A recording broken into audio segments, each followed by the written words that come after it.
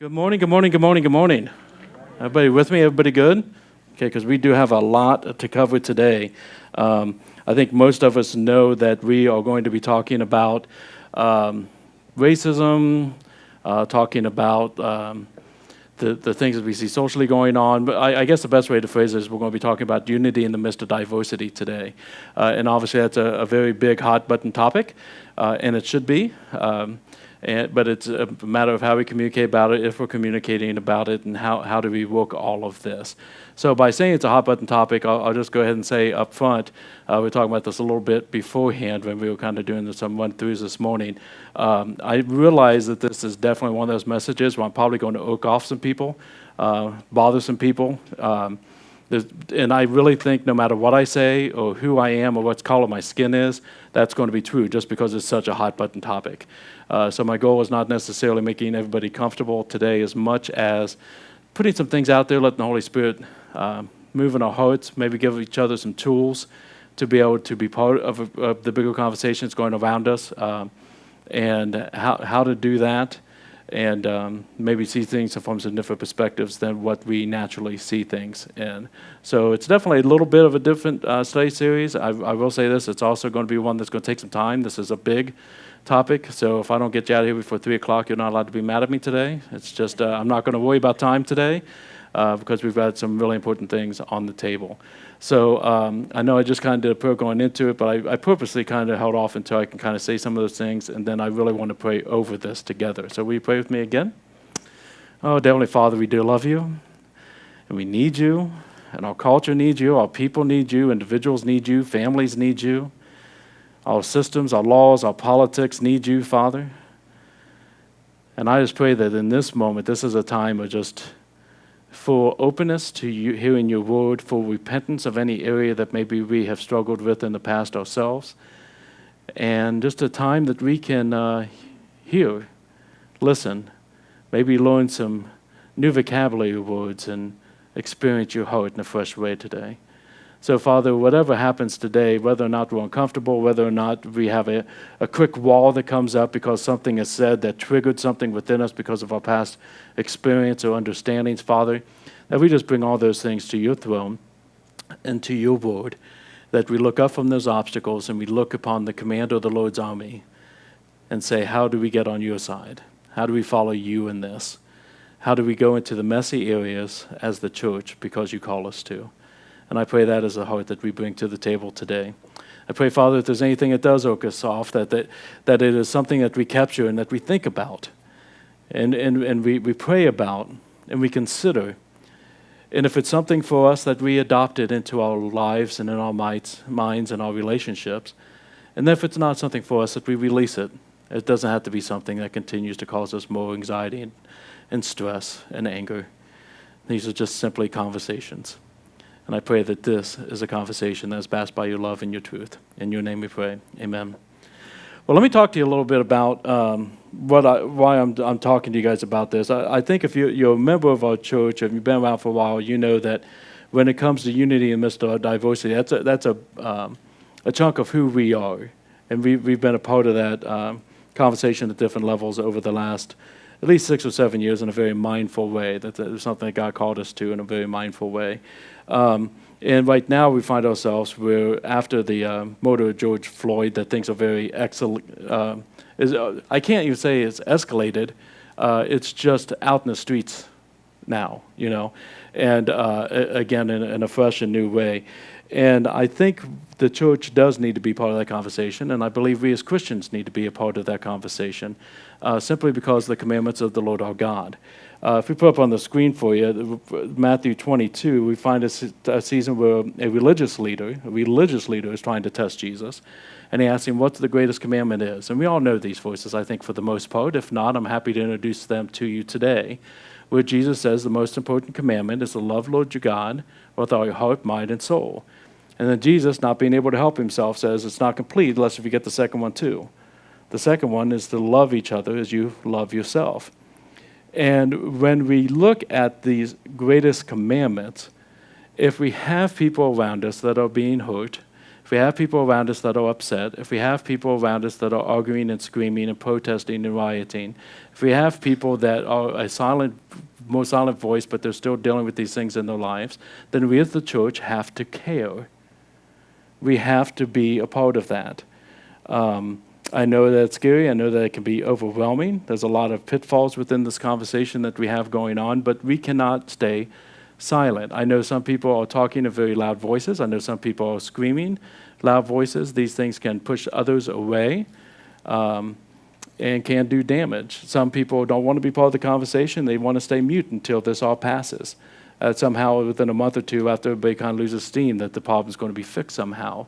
If you're not saying anything, let me tell you that you're still part of damaging the culture that's around you by saying nothing at all. Because when we say nothing at all, basically what happens, and I'm not just talking about race, anytime that we don't say something, it's always filled, that void is always filled with assumed negativity. Assumed negativity. People assume that you don't care. People assume that you're hiding from the conversation.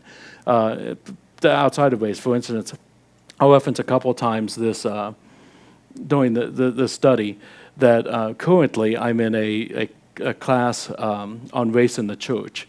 It's a 4-week class online thing. It's an organization that is kind of getting ready to release this out in July to people, and I'm part of the guinea pig group that's going through it and kind of offering input back and whatnot. And I noticed even in a Zoom call that when there's only 12 of us, when people have the video going live, that I'm engaging with those people. And this is a class, we have whites, African Americans, we have a gentleman who's, I just want to be clear, I'm not African American, I'm literally African, I just moved here 10 years ago, type things, different faces. And even though we're not saying anything, and you're kind of like trying to make sure you don't accidentally pick your nose or do something embarrassing in front of everybody, I noticed that I'm engaged with those people even though they're on mute.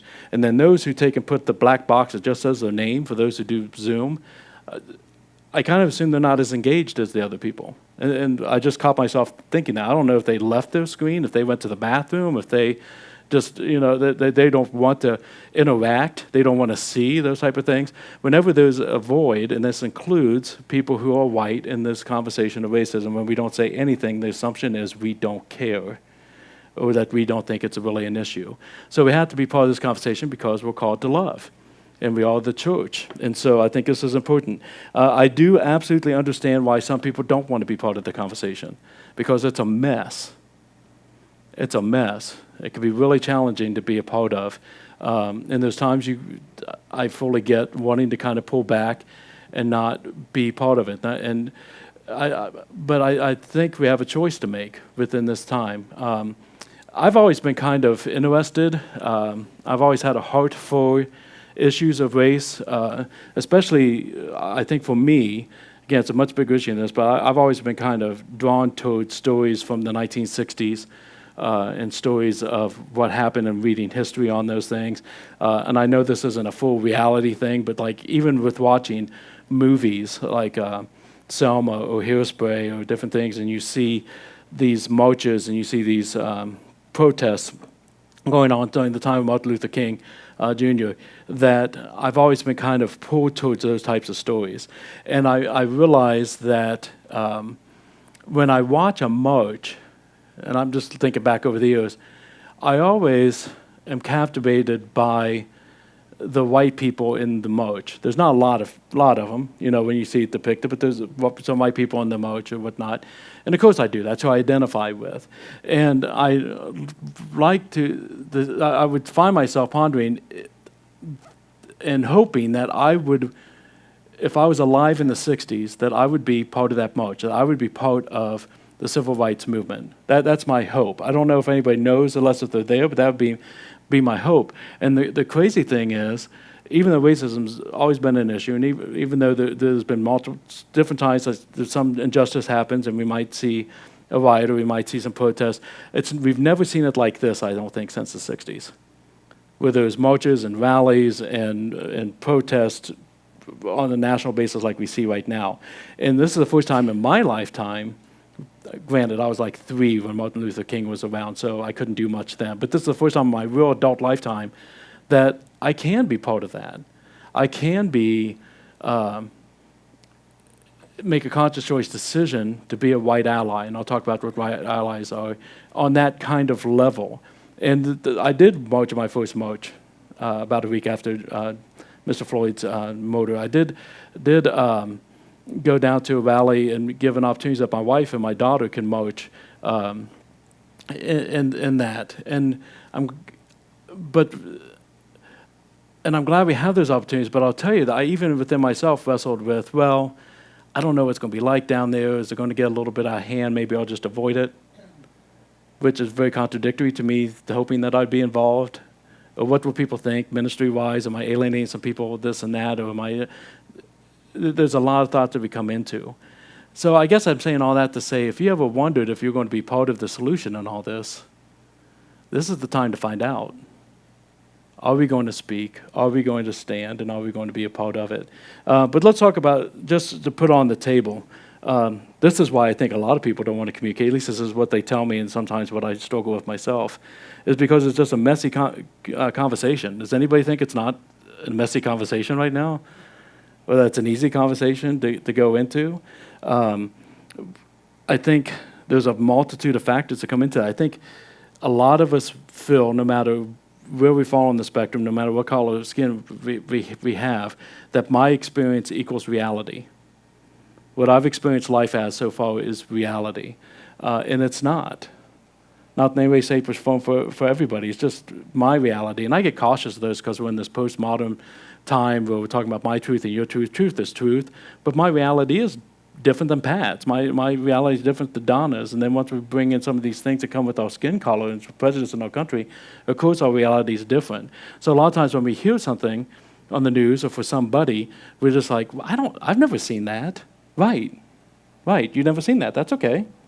That's just part of the reality. But when we think my reality, my perspective is all that matters, and a lot of people do that, it makes that conversation tough. Political beliefs make the conversation very messy.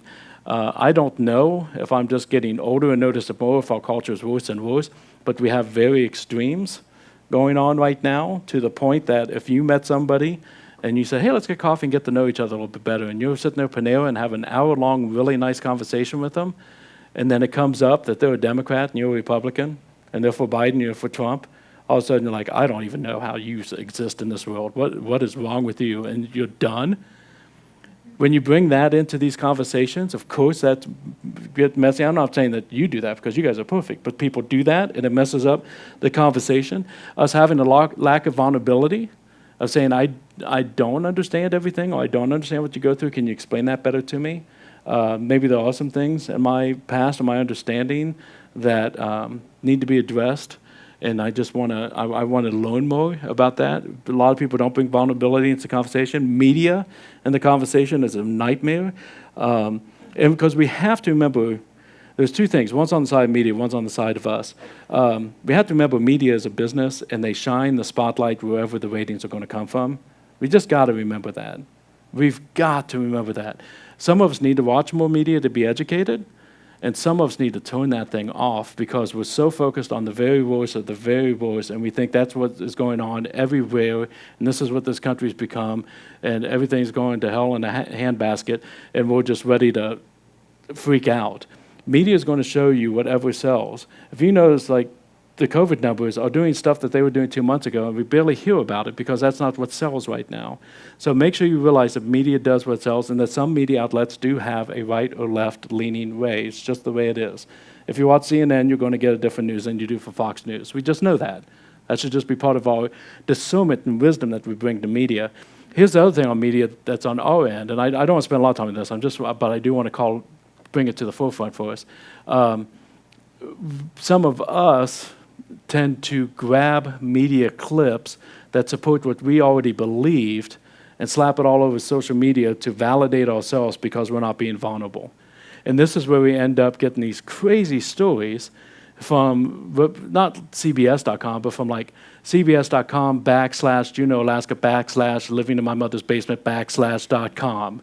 And I'm telling you, there's crazy websites out there that people are showing around like, see? And like a lot of times what they do is they address something that has like 15 points in it, and they found one point that has a little bit of an error, so they make it all about that one point. This website that this 12-year-old is doing out in the middle of nowhere says that I'm right on that one issue, and I'm just going to ignore everything else you said. And it makes the conversation really hard, really, really hard. Some other challenges that we have is the rubber band effect.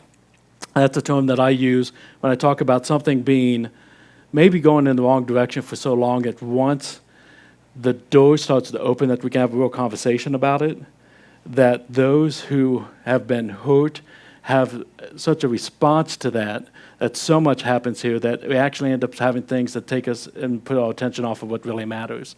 For example, and again, this is something that people can get annoyed at me and, whatever, but just know I love you.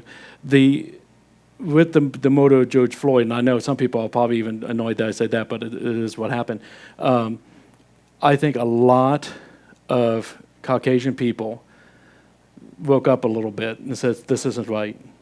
This isn't right, and we need to have this conversation. Then the next thing we know, within a couple weeks of riots and looting, and we need to change the name of Columbus to Flavortown, and we got to knock down all the statues, and we've got to take it to. Now, there's some legitimate maybe conversations in there, but it becomes so over the top of all this stuff rushing at some time that these same people that are on the Caucasian side are now so overwhelmed by that we're not even really talking about George Floyd anymore. It's just this waterfall of rubber band effect. And people will be drawn into communication. They will pull away from chaos. People will be pulled into conversation, but they pull away from chaos. And so that can be that conversation.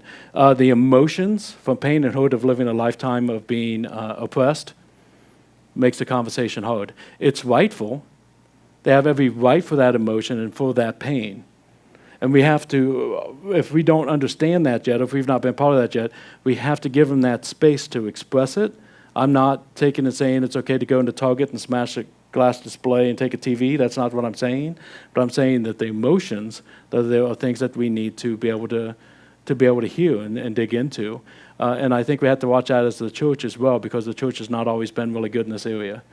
This is kind of like LGBTQ conversations. There's been so much hope coming from the church that we have to give people a right and work through some of the muckiness before we can get to the issues that we're hoping to be a part of. Guilty by association makes things mucky. I was part of the Black Lives Matter rally downtown about 2-3 weeks ago, and they asked me to do the opening prayer because they wanted it to be Christ-centered.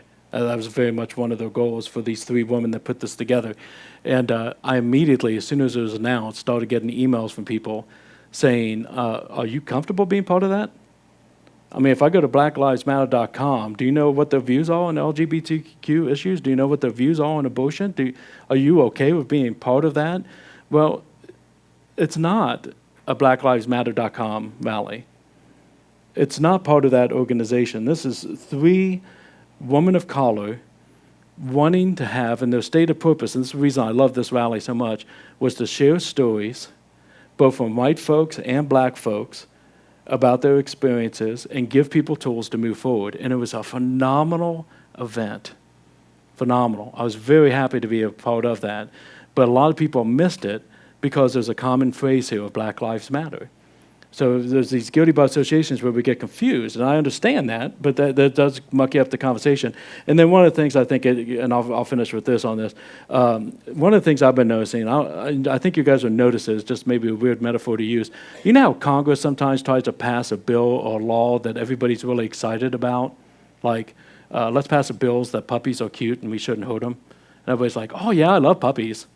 I want to be part of that and whatnot. But by the time it gets to the vote, it becomes like a 600-page document of everybody's special interest points being shoved into it because they think they'll vote for the puppies. So now we're funding Planned Parenthood, and we're talking about immigration, and we've got national defense stuff in it. And then all of a sudden, like, they're looking at it, they're like, well, I can't vote yes for this. Oh, well, you must not like the puppies.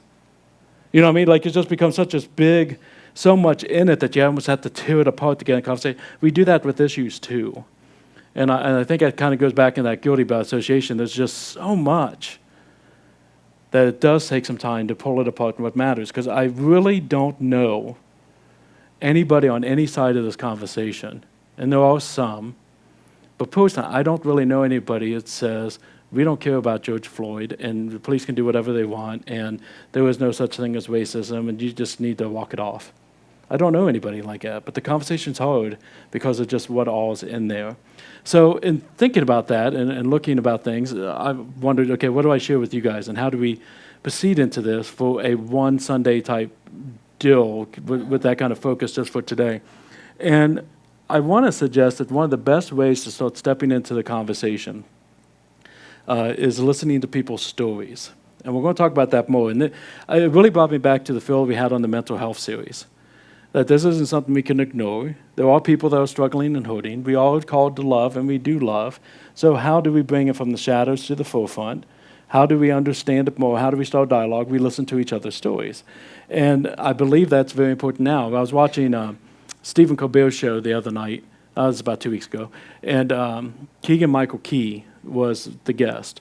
And I don't know if you guys know who that is. He's a comedian. He had a show called Key and Pill, was on Comedy Central for a while. He's got a game show right now called Game On. He was in the remake of Predator, which no one saw, so I don't know why I brought it up.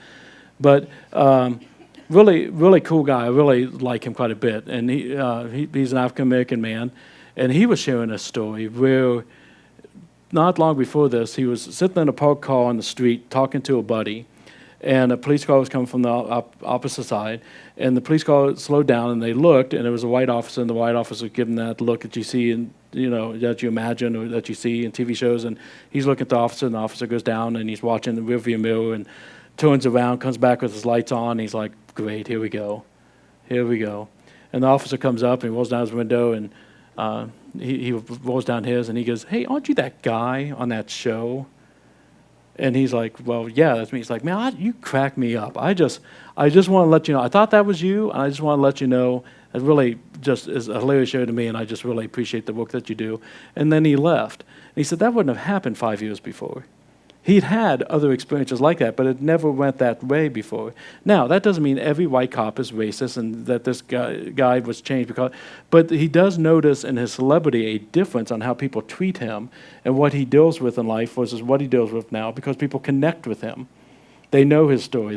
They've connected with his characters. They've connected somehow beyond the issues. And one of the biggest things I think we can do is move into the stories and drop some of our platforms, drop some of our defenses so that we can understand each other better. Same thing happens when we're talking about the culture of poverty.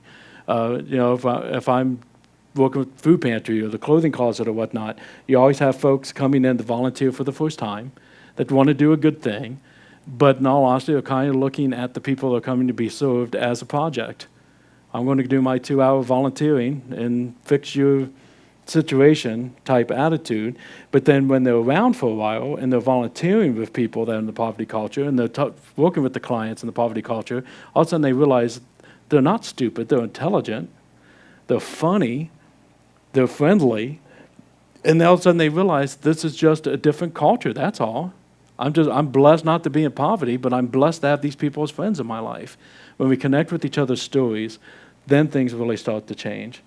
So what I want to do first off is I asked some friends of mine to help me out, and I put together a video. Make yourself comfortable. I should have bought popcorn, but we couldn't serve it anyways because of COVID. But it's about a 35-minute video of some of my friends sharing their stories. And just so you know, as we go through, a lot of you guys have heard of or met Rohan. Rohan Anderson is the pastor at the Gathering Place. Came in and spent some time with me. Pastor Jackie Peterson, many of you know through our IMA events from Logos Ministries, is going to share a little bit. And she had some connectivity issues, but I think the way it is not going to be all that much more annoying than a normal Zoom call. And then also Jackie Peterson, who's a friend of ours. Not Jackie Peterson, I just said twice tonight. Jessica Coleman was one of the young ladies that put together the rally that I was a part of, and she's a single mother of a 9-year-old African-American boy. And I asked her to share her story a little bit about what it's like to be a parent of a young boy in today's culture as well. So she's going to share with us as well. So we're going to listen to 3 stories, and then we'll come back, just like the mental health series, and say, okay, here's some ways we can be moving forward. But let's just kind of pause and listen to some stories. as we're talking and as we're talking about stories this morning, I just want to give you a few minutes to talk about your story. Like, what would you share when it comes to, again, unity in the midst of diversity? How does that apply to your life, or what have you seen, or what would you want to share about your story? Well, first of all, I want to thank you for the opportunity to be here. It's awesome to have you. Thank Tom. I enjoy telling stories. I like to talk, but I love to hear stories because a story, for me anyways, gets me to understand a person's perspective, where they're coming from. So as I share my story, I think my story is kind of unique in the sense of where I was born in Jamaica.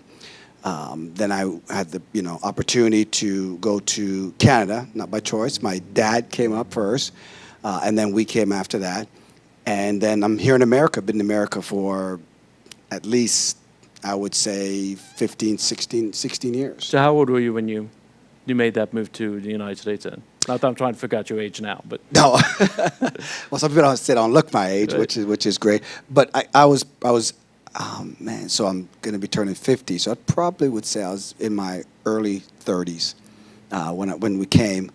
And it was interesting because I told my wife, because I came to visit here in Marion, and it was just an amazing experience that I had. And I went back home and I told my wife we're moving to America. So we're in about our 30s, and at that particular point, she's like, "Okay, wherever you're leading, let's go." So I think having those three things, Tom, really gives me a perspective to tell my story. And the consistent thing of those three things, which I can't change, though I change countries, I can't change the color of my skin, right? So that's the consistent part. And I think it's from there I can, share the story in terms of unity in the midst of diversity. So for me, I've always tried to be a person who is going to contribute. I've always tried to be someone that's going to contribute to make a difference. But there's been challenges. There's been challenges that I've had to face because of my skin color. I remember I was driving a nice car. I worked hard for it. Driving a nice car. I was in an area, and this area was known for, it was the projects, you know what I mean? And so, but I was in there visiting a friend, and as soon as I pulled out, I know that, this police car followed behind me, and so I'm like, okay, so I'm driving, and we're making our turns and everything like that. And probably, I don't know, maybe 5 minutes into my drive, the lights come on, I'm with a friend, and comes over, and again, I got some options, right? And I could either say like, hey, what are you doing? I could either just, say, okay, what's up? And so I chose, even though I shouldn't have to, but I chose to just say, hey, how you doing, officer? And how can I help you? And give the information, and so at that moment, I realized at that time that I don't know what was going on in his mind. I don't know if he's looking at because where I was at. But that was a story that an experience I had that made me come to realize now that, man, how do I handle that? I don't know what was in his head. I don't, I can jump to a conclusion that, hey, the location I was in, the car I was driving, and that stuck with me. It really did. I didn't come to a conclusion. Tom, I had an experience that caused me then to view authority and view that experience to a different lens, And so that's kind of my real first. I was young, I worked hard, and that was my first real experience of seeing that sort of difference. Would that be Canada then at that point? So that was here. No, that was Canada. So that was Canada. Okay. What happened here was we were driving, a friend of ours, and they were doing some construction on the road. And for some reason, the guy that has a sign that says when you stop, right, you can go. And all of a sudden, like he has it. So, our car is there, and then all of a sudden, I'm ready to go because I'm seeing that all the other cars have come from the other side. And so we're trying to go, and he steps out, and he puts the sign up like, stay. And then he tells the other cars behind us, hey, you guys can go. And so I'm like, okay, that's kind of odd. Okay, all right. So we're waiting again. And again, I'm still trying to see. And he keeps doing that. So in my mind, I'm with a friend this time, right? So this is here now in America, it was in the Crawford County area, and so I sat there and I'm like, I think he's purposely holding us back. Like I really, I mean, because one car went by, another car went by, and of course there's all people of color, black people in the car, and again we weren't. Did I have my hat sideways? You know what I mean? There was nothing to even determine, hey, these guys are trouble, whatever. That's just our route. We have to go this direction to get to where we want to go. And I could see my friend in the car he's a big guy, like muscular guy, and I could see him just getting tensed. And I can see where it could have went really, bad because just the frustration and trying to figure out what's going on. And, so that was the experience here. And again, didn't judge it. I had to determine and realize that this was an experience that had to cause me to be able to say, okay, what's really going on? And so those were, and there's so many other ones, but those are two main ones that I would look at and say, one was an officer and the other one was an actual construction person. And the takeaway would be this: they were people of authority. Right. People of authority. You know what I mean? He's got a sign. I'm obeying the sign. And the other officer is a person of authority. So that really caused me, and if I would summarize the story, it really caused me to look at authority. I think again, in comparison to my experience, and what I recall, and again, I hate using phrases that are common in a monologue situation like this because everybody defines terms differently and Absolutely. they assign different emotions to them. But again, that is, to me, is a certain amount of white privilege, because if I get a joke construction guy, I get frustrated, but I don't think he's probably doing that because I'm white. You know what I mean? Exactly, or, right. Like I right. remember a time being pulled over by an officer who probably thought he was a little bit bigger than his badge, but I never once thought, well, he's doing that because I'm white. I mean, like, race doesn't come into a privilege, Right. Into my mind. And so, like, sometimes, like, even just the other night, it was a me jalapeno, and there was a couple there with a beautiful baby, mixed race couple, interracial couple with a mixed race baby. And I remember like catching eyes with them, and as soon as I did, like I was just kind of heading to the restroom, he like looked away, and I didn't get a chance to smile or anything, and I'm just like, I have to correct this. Like Right. it was like I wonder if he thought I didn't smile immediately because he's African American, or Right. if he thought I thought bad thoughts about his child, or, But again, I think that an earned right, because race does come into play so much. So even if that construction guy was just a joke, Correct. you have to think about that. It comes into your story. It comes into your Absolutely. day. Right. Where a lot of times I don't have to do that. I can just get frustrated because he's a joke. It has nothing to do with Right. me. It's a part of our society that's still part of that ripple effect. Right. And I think that hearing people's story gets us to the surface, because we want to get deep. You know what I mean? Especially something, as important as building a healthy relationship, especially something to try to deal with, unity in the midst of diversity. We got to start somewhere. Right. And so sharing the story is what I just call the starting spot. And it's again telling my experience. Gotcha. And so that's why what you just shared was this was you could go any direction from it, but it was the surface part of, oh my goodness, what is he thinking? So I love how you're bringing it from, hey, just tell your story, and that's such a great starting spot. First of all, I'm 63 years old. I'll be 64, the Lord's willing, in a few months in September. I was born in a little town called Leland, Mississippi, which was probably maybe, I don't know, maybe 3,000 people. Mm-hmm. And Mississippi, as you know, very, very, I don't know what you want to say, racist. I mean, I kind of knew my place. I came up seeing the signs that said colored only. I was not allowed, we were not allowed to go through or to certain restaurants. And even if you did go to a restaurant, you had to go through the back door.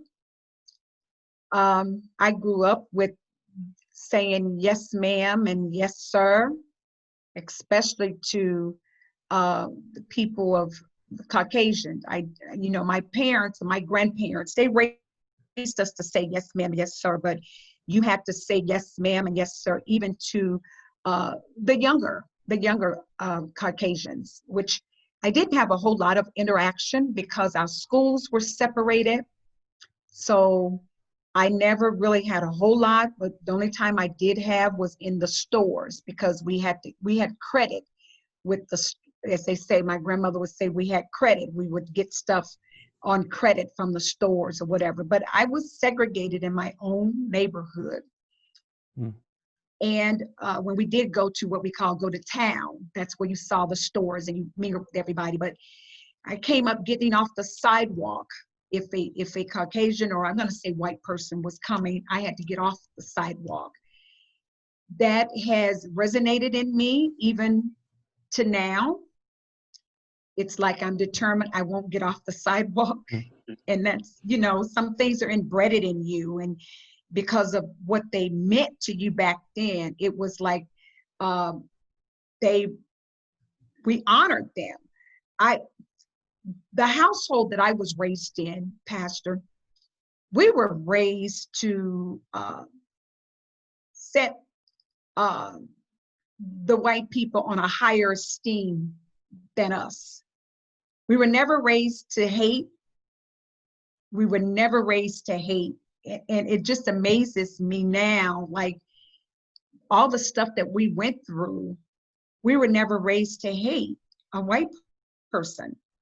And I thank God for that because it's helped me even now.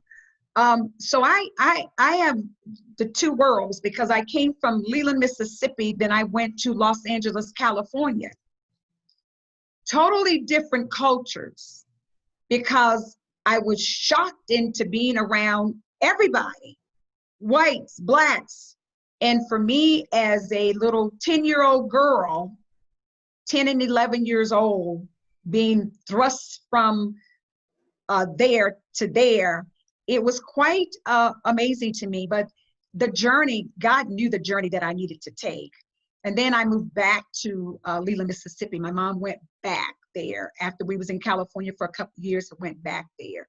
So it impacted my life a lot from I came up through the civil rights movement and all of that with Dr. Martin Luther King, seeing my grandmother, my great grandmother fight for voting, to be able to vote. And I think I've shared with you that the reason why I'm afraid of a dog is because dogs were put out on me as a child, trying to learn how to ride my bicycle.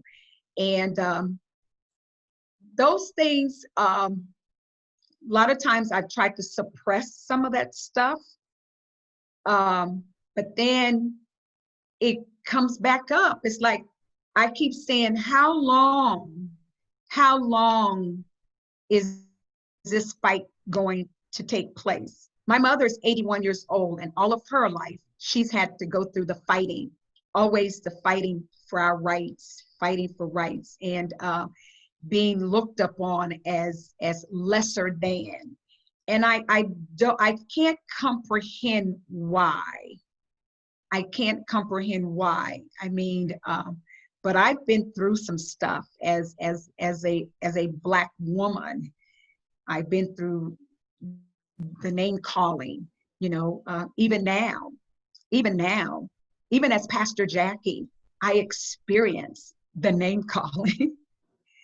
I live in a neighborhood right now where they're flying the Confederate flag, and everybody say, I've been out there on Facebook looking at some of the comments, how the flag is history. But for me, that flag is hurtful because in Leland, Mississippi, it meant we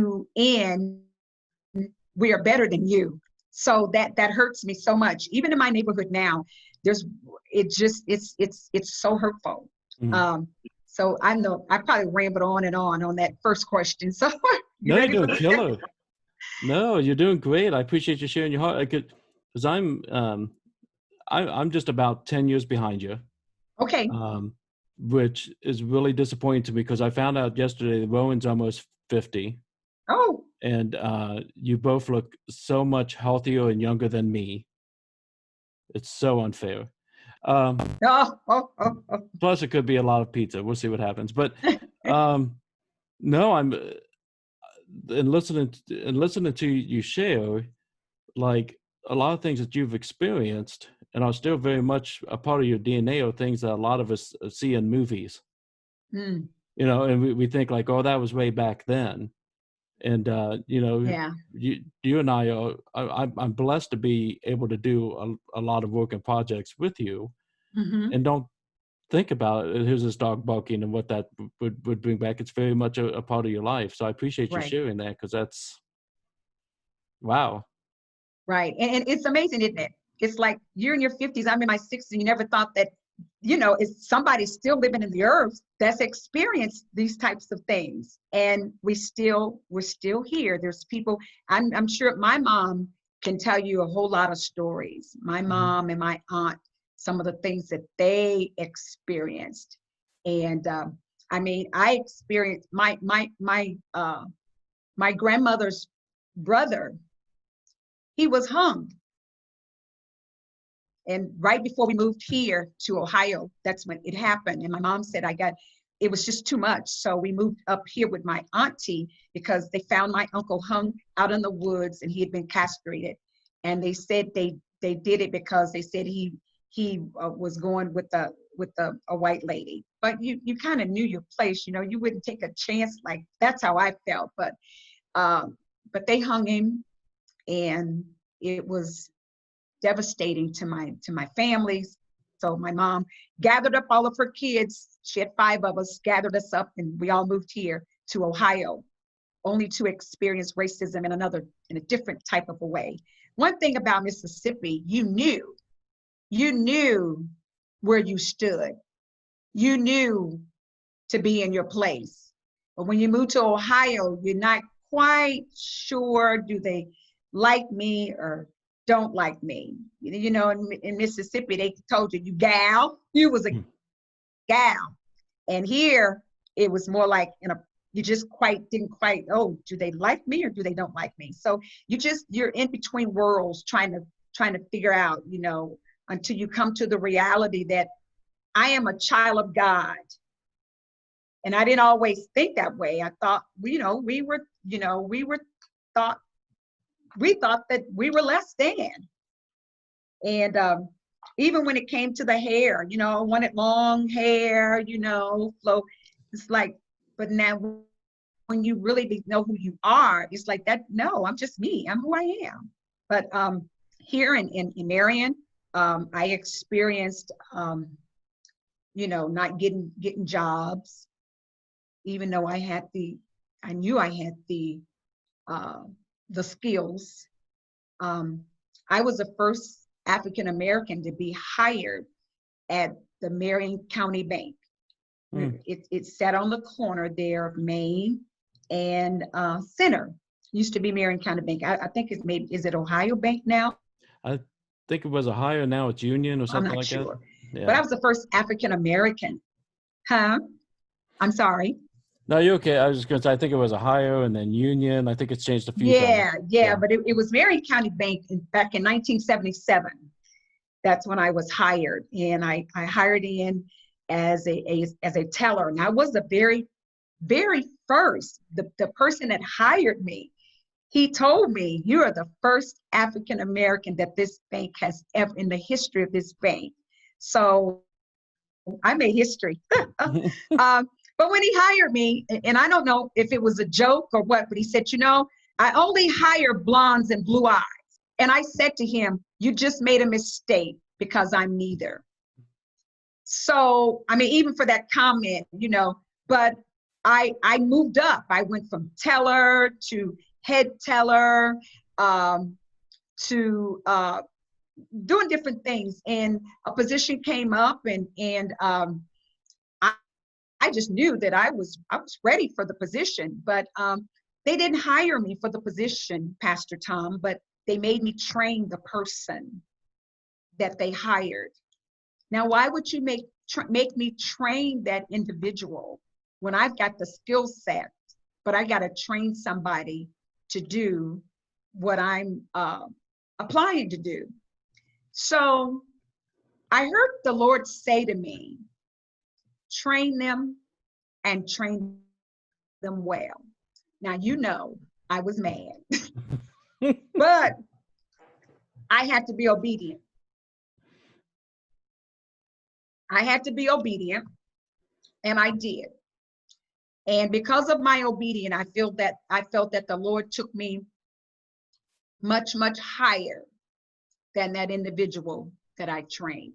Because when I left Marion and I went to Columbus, I was moved up, and I actually became vice president of a division there in the bank. And but even in that, I still experienced systemic racism. I became a manager. I was a manager, and people were under me. And I had African Americans that were under me, Caucasians that were under me. And I got an opportunity, of course, because I'm the manager, I get to see their salaries. Of course, I didn't set the salaries. The HR would set the salaries. Pastor Tom, I tell you, that's when I really saw systemic. All of my African Americans that were in my department, they had college degrees, and every last one of them made less than the other folks that had high school diplomas. And I fought, I asked, why? And, you know, I got comments like, well, they worked at, you know, I had customer service people on the phone. That's what I had. That's the department.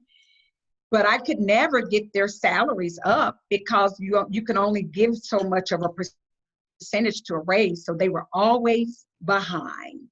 So I saw it for myself. Nobody has to tell me. I saw it for myself, and very disappointed. But that's what you call systemic, where you know what I'm saying? Yeah, Those type of things. Yeah. As that yeah. system. That's that system. Yeah. That's that system. So it's things like that right now we're fighting for, you know. And I say to myself, even now as a pastor, and I know you said talk to you as Jackie, not pastor, but I say to myself, who told you that you were better than me? That's the question. And I said, God, maybe I won't know until I go to glory, but I know who you said who I am. So this stuff is being taught somewhere. It's being taught. I've never taught my children to think that they were better than. I always taught my children to go after the best that they could be, but never, ever undervalue, never devalue anyone else. Just like as a mom in general, I think that we just like, you just have these fears, like, am I like raising my child the right way? Like, do they stand up for themselves? Do they have serial killer tendencies? You know, that kind of stuff. And you just hope that you're raising them the best way that you can. And I know that as a child, like for me, it was pretty much the premise of like children are seen and not heard. So like, even though like we would be in the midst of adult conversations or like people were making decisions over my life, I didn't really have a say in what was going on. And so I had a lot of, I guess, direction on how I didn't want to parent. And so when I speak to my son, I try to have as open of a dialogue as I can with keeping him the age that he is. So trying to let him know what's going on in the world, but not trying to take his innocence. So talking to him at the age that he's at. And then as he grows, you know, talking to him as a 15-year-old and as a 20-year-old, but trying to kind of keep things in the perspective for him. So not making him grow up to understand where I'm coming from at 27, but trying to explain to him the things as he is as a 9-year-old. And so when it comes to the things that are happening in the world, our children hear us. So even if they don't, or they pretend that they're playing a video game or they're watching TV, like they hear our phone conversations. And so I'm very vocal about what's going on. And so I was actually talking to Candace, which was one of the other organizers of the protest.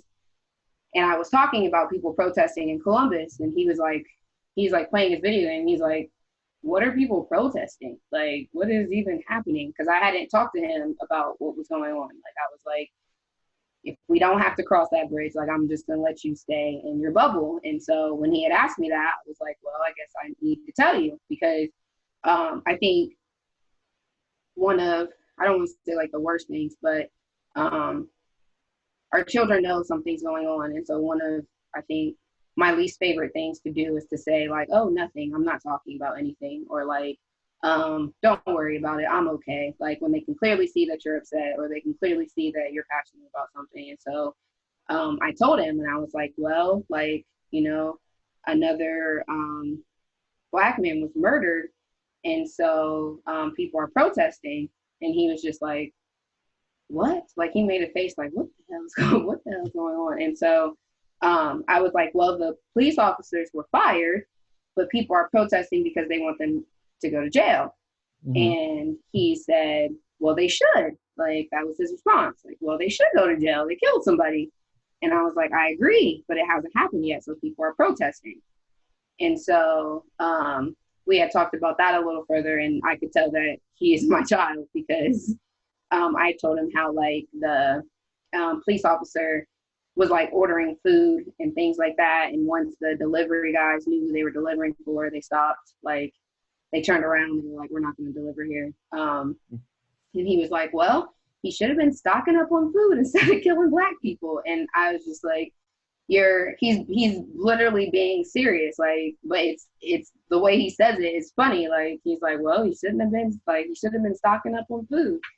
And so it was nice to have a conversation with him without, I guess, like him then becoming fearful for his life. And so I tried to talk to him, you know, the way that I feel like a 9-year-old should be talked to. And so instead of making all police seem like they were big and scary, I was just like, no, like, you know, these people were fired. Like, we're just protesting so that we can see justice be served and things like that. And so for him to also know that it's not like all police or anything like that. It's not all humans everywhere, but that when we see something we don't like, it is our job to be vocal about that. And so I guess that would be my parenting story, is kind of trying to teach him at his level as he grows. So. Gotcha.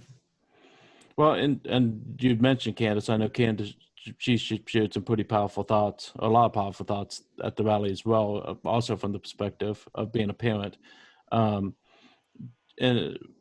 just so that we'll understand a little bit more, what challenges do you think as a parent of that is of a family of color, or like with Candace's case, what kind of challenges or thought processes did you think families of color have to deal with that people who are Caucasian do not? Does that make sense? Well, like having the police conversation, because we grow up to trust the police, and that if we don't feel safe anywhere else, we should feel safe in the presence of police officers.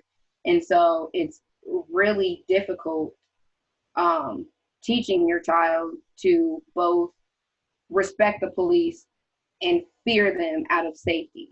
And so it's kind of ironic, like when you're in danger, call the police, but don't also look like a threat. Like, and by that, like, it's kind of how Candace said, kind of like bow down. And so like, if you were stranded on the side of the road and you call the police, make sure your hood's not up, make sure you're not saggy. Like, make sure that they can see your hands at all times. And it's a very unfair position to be put in as a mother and to be in as a child. Is like, you're like, well, you're telling me like that I can call them when I'm in danger, but also I could be the danger just because of what I look like. And so that's a very difficult conversation. And so when I was educating like a few of my white friends about my experience, one of them had said, well, like, I have to have difficult conversations with my son too. Like, you know, tell him not to get in the car with strangers, like, you know, be safe and things like that. And I was like, well, our conversations aren't interchangeable. Like, I also still have to say, don't get in the car with strangers.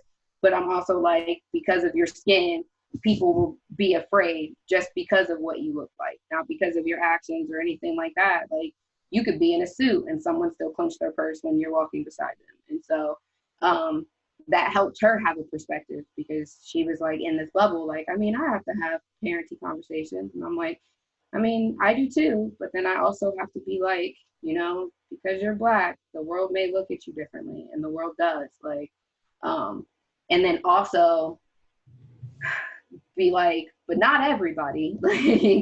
And so it's kind of like when I served at Red Lobster, that was like one of the biggest, I think, like, stresses that I have. And when you're serving, you're not really supposed to have stresses except for making sure people get their food on time and things like that. But I would go up to white couples and be like, or like older white couples and be like, oh, I wonder if they're going to tell me I'm cute for a colored girl. Like, and so like, these are issues that, may not be an issue because I've never had that experience, but these are things that I would think about when I approach a table, because I'm like, man, they're old. I wonder if they're racist. Like, and so that was probably one of the biggest things, is because you constantly, when I'm in the presence of certain people, I'm constantly reminded of my color, whether it's intentional by them or not. Like, I know what I look like. So that was probably something too. Well, that's the thing from a right viewpoint. One thing that's standing out to me, and again, we got started, told you I talked to Rowan and Jackie as well, and then it's one thing when you kind of hear it on media, I think, about injustice when it comes to authority or when it comes to police towards Black people, but all three of your stories, and we should just basically starting out with just tell me your story, kind of what you thought of.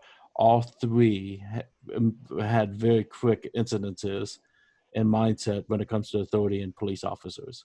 But it's not just something that you see on the news or somebody's putting on a sign at a rally or whatnot. This is a way of life, not something that's being made up to trump up the rallies, you know? Yeah. And so I appreciate you sharing that, because I don't ever remember a time that my parents had to sit down with me to have a conversation on how to act with officers. You know, that's just not part of our reality. And I think people are starting to try to understand that better now. Yeah. Because I haven't had like the, like, because I said, like, I want my son to be like his age for as long as possible. Right. And so I haven't had like the, when the police come, keep your hands visible at all times conversation, because I don't feel like we've reached that age where he needs to know that yet.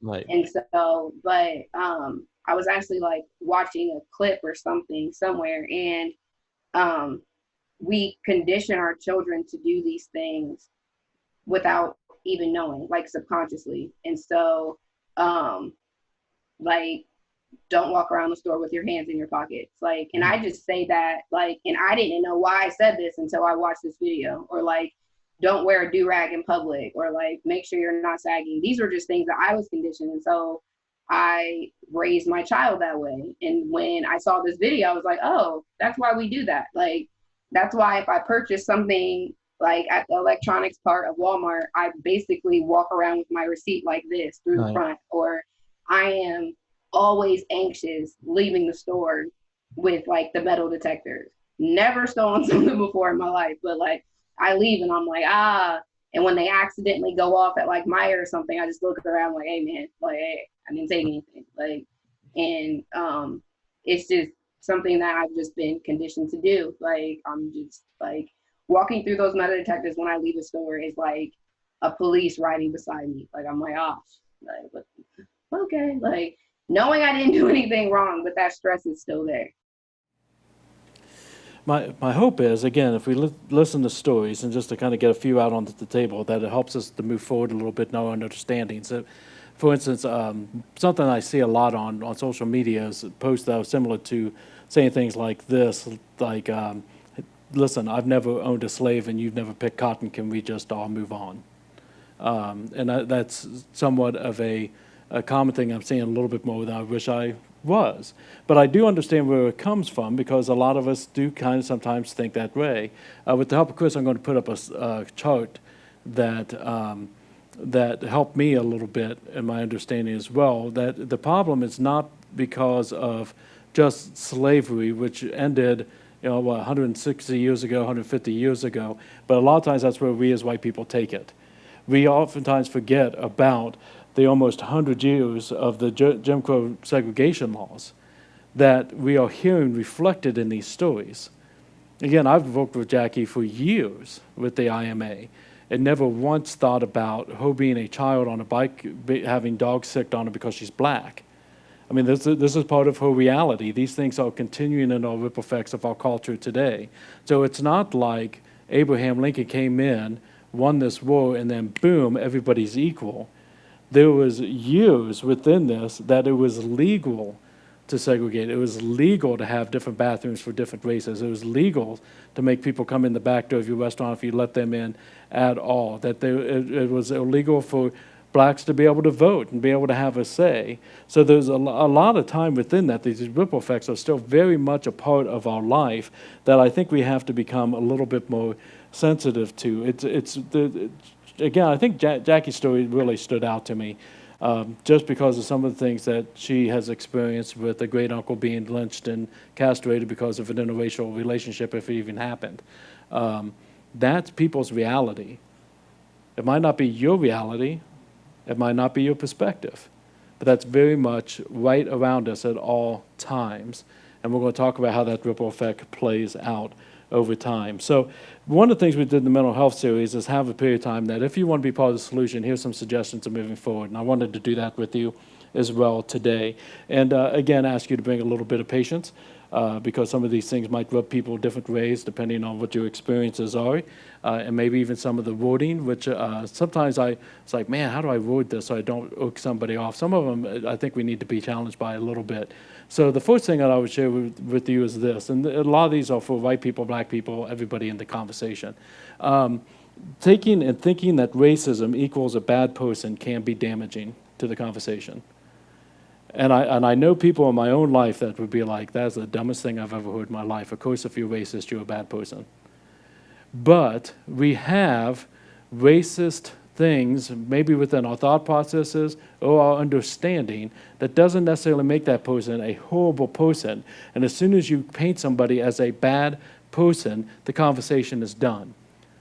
And as soon as we start thinking that if I have a single racist thought or racist way about me, because of the way I was raised or my understanding in life, that makes me a bad person, then I am least likely to actually address that within myself because I don't want to be a bad person. And when I say this, I'm not saying something that Tom came up with. This was actually something that was in our class that our African-American facilitator shared. That when you start taking racism belief of any kind, and that makes you a bad person, it shuts down the conversation. Let me give you an example from my own life. I was raised in a very small town. My parents were of their generation, and my dad had some different views than I do. Incredible man, but that's where he was raised with, coming out of West Virginia, and some of the things that were within that. I was raised with very little people of color around me in any way, shape, or form. There was George, who was my sister's age, no, a year older than my sister. I think he's 8 years older than I was. And then in my class, there was a young lady by the name of Cindy. And Cindy was a phenomenal person. Just beautiful, smart, charismatic, really neat young lady. And I don't ever remember a time in my life that I thought she was lesser than me. Okay, so I don't remember that. But I do remember this, because of my experience and what I was at that time, is I would say in my head, she's such a beautiful, awesome young lady. It's just so sad that there's no one in this community that she can date. That was a natural thought for me. That's a racist thought. That's a thought because of the race. She could date anybody that she wants to. But somehow that was just outside my scope because that's not what I was raised with. Now, when I got in my 20s and I got out into Flavortown, sorry, Columbus, my little joke. When I got to Columbus and I started experiencing more, there was some woman of color that I dated and never thought twice about or tried to hide from my parents or those type of things. But my understanding had grown because I've gotten out of my little box. Now, that said, it still was a racist thought that I had within me. And there's still times in my life, no matter where my dedication is, that I still find a thought every once in a while. They'll be like, well, that makes me a little uncomfortable. And then you have to go, wait, why? Why does that make me uncomfortable? And challenge that thought. So having some of that in part of your DNA does not make you a bad person.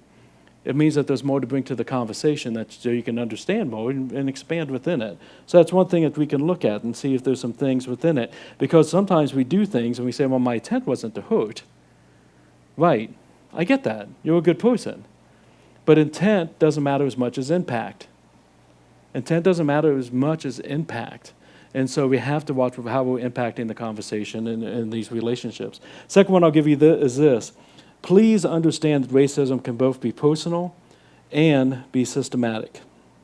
Racism can be personal and systematic, and we caught that a little bit in Jackie's conversation. I actually went a little bit long in her interview so that we could understand the system aspect when it comes to how people are being paid within the company that she has.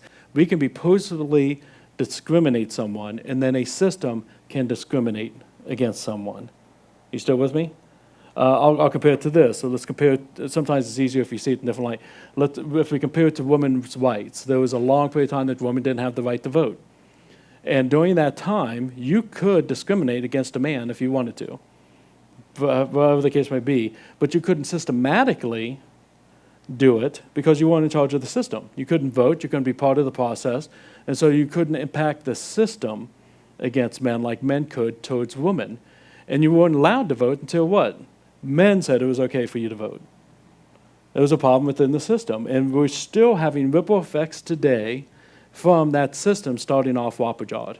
We still have women getting paid less than men. We still have not the same opportunities. We still have hashtag Me Too going on because of the ripple effects within it. And sometimes I know some people think, but some of that stuff is just out there and it gets as messy as this conversation. I get that, but we can't deny that there's definitely some issues there. Same thing goes with when it's just 60 years ago that it was actually laws to protect, that the system gave them protection. We'd be insane to think that system is all caught up for them now. It doesn't happen overnight. And so when I see people really just kind of cringe up when they hear systematic racism, because I don't think we understand it, and we want to deny it. And we just got to understand, so we can be personally, and we can also systematically be prejudiced. Number 3, again, is the rallying call of most of today, is just the encouragement to join the conversation. Join the conversation. There's many ways to do this. Now, as you do this, put this right underneath it. Listening is just as important as speaking when it comes to a conversation. Listening is just as important as speaking when it comes to a conversation. And I'll also add this, and I'll bring all this together into a story so you can kind of see where I'm going with this. You also don't always have to start a new conversation to join the conversation. There are all conversations going on around you that people are involved in that you can become a part of. And we'll talk about that a little bit. There's nothing wrong with starting a new conversation, but sometimes we get an urge and we want to be the new martyr that's taking the field. Sometimes it's just a matter of stepping into what's already around you. And when it comes to the listening, we also have to learn the vocabulary of what we're speaking. We have to learn the vocabulary of what we're speaking. Because just like anything else, we all define words differently. We just do. That's why a lot of times in sermons, if we're going to talk about Salvation. Well, let's talk about what salvation is so we all have a working definition that we're all on the same page, or else you might misunderstand what I'm talking about. It happens with everything. All the time there's misunderstandings because we define words differently depending on our background. For instance, Black Lives Matter. If I say Black Lives Matter, that's going to have a different response from different people because of how they're defining the word. Well, all lives matter. Police lives matter. We're ready to go ahead and throw down. All that's being said by most, not all, in the phrase Black Lives Matter is the same, and again, I'll show this on social media because I do think it's probably the best metaphor, is if there's a neighborhood of houses, all of those houses matter. All those houses matter. But if one of them's on fire, we're going to say, help, get the fire department, that house matters. Well, I'm just 2 houses down from that. My house matters. Why don't you care about my house? Your house isn't on fire. Stop. Get the fire department to that house matters. When we are vulnerable and we're just worried about, well, wait, what's that mean to me? Then we're not going to hear that phrase correctly. All they're saying is we don't feel like our lives matter. We're just trying to remind everybody that they do. No one's saying that your life doesn't matter. No one's saying that the police officer's life doesn't matter. And some who would say police lives matter, it's right for you to say that because sometimes there's areas where they're under attack that are unfair. And you're stepping into that gap. That's fine. But it's not always all lives matter. And when you say all lives matter, that usually is communicating to them that we're all the same. What's your problem? And then it ends up causing more problems with it. So Black Lives Matter, white privilege matters. Again, like I talked about on the video, there is a such thing as white privilege. Some people don't like that phrasing. I get that. Make sure you define it correctly. But no matter how I look at it, I've never been pulled over. I had that cop I was talking about there. He treated me as a 30-year-old in a red truck at 2 o'clock in the morning like I was a drug dealer and was like, you're telling me I'm going to go back and I'm going to check and you don't have any outstanding warrants for you? And I'm like, well, no. Like it was just this weird situation. No time did I ever think he's doing that because I'm white, because I have white privilege. It's just true. I do have some privileges that other people don't have because of the race color. It would be stupid for me to deny that. Black churches, I see people like, hey, look, it's not a black church, white church, it's not a red church, it's not yellow church, it's all one church. Why are we even making this a big issue? Well, the reason it's a big issue is because in the late 1700s, when the whites and the blacks were all in one church, the whites made the black people sit upstairs in the balcony. They weren't allowed to sit with each other. And when one gentleman, I'll make sure I get his name correctly, Absalom Jones, 1787, took and felt moved by the Spirit and went down to the altar to pray, every single black person in that church was kicked out of the church. We are one church until we segregated it. And they had to start the AME.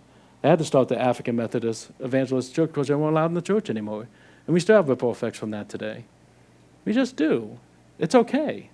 It's just we have to address them as we go through and make sure that we understand what we're saying when we talk to each other. I had a conversation with a pastor here in town about 3 weeks ago. Really nice guy, and he is charged up, with the murder of this gentleman and the rallies. And he went to the first rally, and his whole thing is he's like a go-getter, and he's not really stepped into this arena before when it comes to racism, but he wants to now. And his question was, what do we do now? What do we do now? Okay, I understand that there's this protest, but what do we do now to move forward? What do we do? And he's having these conversations, and he wants to start a new group of pastors, and we want to start meeting, and we want to start addressing these issues, and we need to go out there. And he's pumped up because a lady, African-American lady he's talking to down there, he said to her, what do I do? She says, speak. Use your voice. He goes, okay, what do I say? She goes, doesn't matter. Just speak. Raise your voice. Show that you're on the side. And we're having this conversation. I said, brother, I'm sorry, I'm going to have to speak a couple things into this. One, you don't need to start a new group of pastors because we're already meeting and you're just not coming to the meetings. You can just jump in. You can be part of the conversation. This conversation has been going on for a long period of time, and here's some of the ways that you can do it. And I gotta say to you, as much as I understand her heart of what she's saying, if you just start speaking and you don't understand the vocabulary words and you don't understand the stories, you can do a lot of damage. You can do a lot of hurt. And he's like, well, I'm not a story guy. I don't like this. I want to do it. Let's do something. You're going to cause hurt because you're not willing to stop and listen. And this is true for all of us, that we have to be able to understand and listen as much as be able to speak. Number 4, there's a fine line between being a white ally and a white savior. And it's good for us to understand that.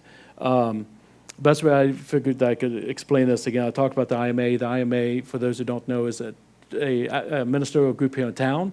It is traditionally the African American churches here in town, started by Elder Mays many years ago. About 7 years ago, they opened it up to other churches, trying to expand it. And at this point, we are one of 2 white churches that are involved with the IMA. And I've been on the group now for 6 years, 5 years, 6 years.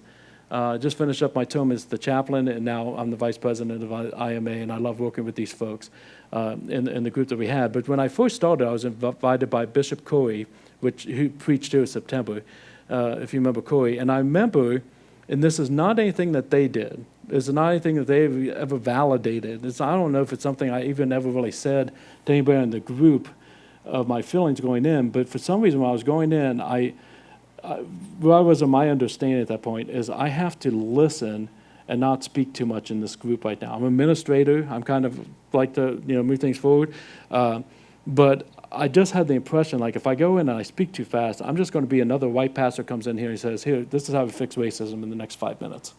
You guys aren't getting it done. I'll tell you how we need to do it." That's a white savior type mentality. But a white ally is just saying, look, I do have privileges, I do have voice, I do have a different understanding that I can add to the mix, and I can be part of this. And that's what we're called to do and what is needed as well. So and there's times that I know that if we're doing a march or we're doing a rally or something of that nature, that sometimes I get my picture taken because I'm a white guy. And that's okay. If we can leverage that privilege to help others, then that's okay. And then the last 2 I'll give you I'll really go together, so I'm going to kind of do them fast, back to back, and then bring them in. The 5th one is this: go for understanding instead of excusing in your conversations. Make your goal to understand more than to be defensive. And number 6 is this: understand emotion with a goal of rationale. Understand there's going to be emotion there. It's allowed to have emotion there, but you have a goal of moving past that emotion. And sometimes that can be hard to do. And this is how it plays out, and just some general thoughts. If I was speaking about this to a friend of mine that was African American or black, I would say when it comes to understanding and not excusing, when it comes to emotion, not go about rationale, we have to watch the rubber band effect.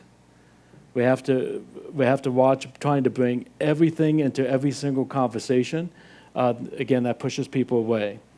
We have to watch our anger and our emotion. It's understandable. It's rightful for it to be part of the conversation, but understand if that's all that's there, you're pushing people away. We have to go for an opportunity to work through some of those things so we can get to the areas that move us forward. And again, as a church, I just want to say, there's times that the church has not dealt well in this situation, so we have to understand that emotion, have to understand that anger, but we have to try to get to work through it to be able to continue into the things that's going to bring real change. On the white side of things, again, just the same stuff. If your thinking, your experience is full reality, that's going to push people away and challenge these 2 points. If you're defensive and trying to protect your white experience, it's going to push people away. There's nothing wrong with being white. There's nothing wrong with having the privilege of being white in your life. It's just a matter of saying this is the reality that pushes other people away. So we have to have empathy. We have to realize that we don't understand everything and we want to dig into it more. And then on both sides, we have to be able to sit down with each other and look at each other and just says your life matters, period. And just stop there for a second and stop trying to defend everything else. Your life matters. Justice for you matters. And I will stand with you so that you can have that. I will do my part. If we can boil down these little things, white puppies are good. We want to protect the white puppies. Your life matters. Justice for you matters. And I will stand beside you is where we all should agree before it gets too mucky and too challenging. So I wanted to ask you to stop and think, is that what you're communicating when it comes to the conversation? Are you being silent when you have an opportunity to stand up? And everything that you're communicating, is it saying your life matters, justice for your life matters, I will stand by you? If you're not sure, go look at your social media and tell me if you're being defensive, if you're putting out little bullet points that support your position so that you can prove that you are right, or are you saying, I want to be part of the conversation, I want to listen. Because these are the things that I think are going to make a difference. I'll wrap up with this. There's a analogy that I heard that I like when it comes to why can't we just get past this, or why can't you just walk it off? And in this analogy, the gentleman compared the ripple effects of racism in our lives to a compound fracture. Like if I was playing softball last week, and we all know how big of a softball guy I am. Let's say I was playing softball last week and I got a compound fracture on my leg. And then this week, you see me and I'm still kind of hobbling about. That it would just not even make sense for you to say, you haven't gotten over that yet? Well, why are you still hobbling? That was so last week, Tom. What is your problem? The healing takes time. It takes treatment. It takes perseverance. It takes help. It takes understanding. And we understand those things when it comes to a compound fracture. This stuff changed dramatically 60 years ago, but 60 years ago was just last week for many. And the ripple effects of it are still happening to make that compound fracture refracture. And we need to understand that. But if you take that analogy just a little bit further, if somebody has a compound fracture and you're not being able to do everything that you used to be able to do, and you're experiencing pain and discomfort, who wants that to heal faster than anybody else? The person feeling the pain that's experiencing it. I mean, you and I were at our wits' end because we were put in our houses for 3 months. And I just want to strangle something. I got to get out of this house. We're not talking about hundreds of years of oppression. Those who are being hurt want it to be fixed now. And it makes sense that there's going to be emotion on that. And so I have to bring that understanding into it. But on the other side, can I ask you to give some understanding back? Because the people who are at least going, why haven't you walked this off yet, are people who have never had a compound fracture. I'm blessed at 51. So far, I have never had a broken bone. I don't know how long it takes to heal. I've been privileged by that. I don't know what it's like to be frustrated and in that cast. I don't know what it's like to hobble around like that. I try to understand, but give me some patience when I don't fully understand. But I want to help you. I think the analogy can help us a little bit with this conversation of understanding, so we can hear each other's stories and then stand beside each other, because we love the Lord our God with all of our heart, mind, and soul. And we love others the way that we love ourselves. And if this kind of oppression was coming on my daughter, you guys know I would knock down the world to protect over my kid.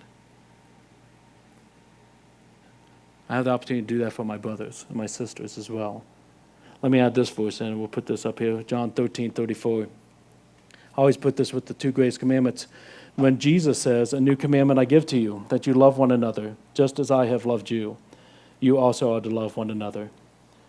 It's one thing to love others as you love yourself. Maybe you don't love yourself that much, but to love others as Jesus loves us,